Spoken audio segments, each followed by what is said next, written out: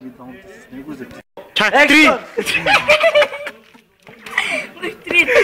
И това е, ние минаваме. Де толкова близко и мамка му. 3, 2, 1, първи дупъл! Шляк! Ударя. Тъмкни. Дай, започва историята от начало. Камерите си губят.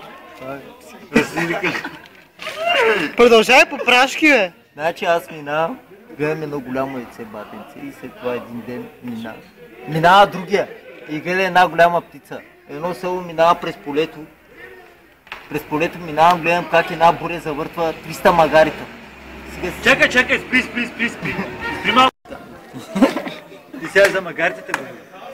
Екшън! После какво пара 300?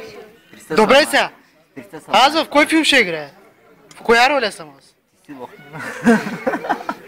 А той в коя роля? Той е малкият Роки. А това е ти в коя роля? Това е малкото букучи. И неговия приятел. Гейчето. Все букуци си. Все най-големите букуци в махалата.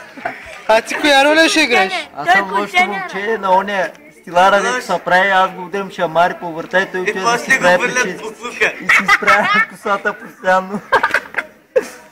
Той сега пред момичетата, аз стоям при него. Чатко остава, ма разрушвам му косата, той пък и косата ми. Тя с прецата в колата. Изправя се. Васко е. Откъде си кара пресата, хай, от джоба си? Не, отива в колата. В малкото това. Ягуарче. Пусти му го това. Стоп! Пред камерата. Пред камерата нещо не се Малка е.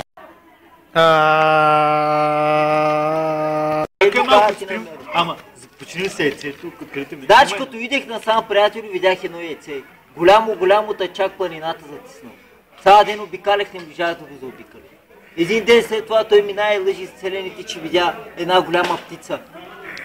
Крилата, орел беше. Брадата, космата, Годзила, мамута. След това отивам и само Калетиново. Покрай полето си минавам така, разхождам се и гледам, изведнъж се завъртва една буря, брат.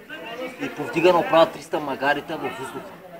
Ден след това той минава, слушаш ли какво ти говоря? Ден след това той минава и вика, че от небето самари падаха.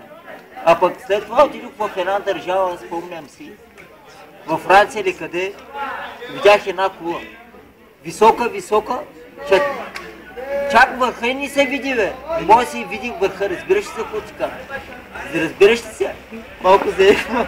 Няма значение, продължавай.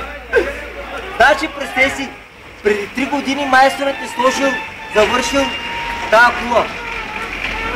Тръгна да слиза, а още голямо. Що ще го обясниш?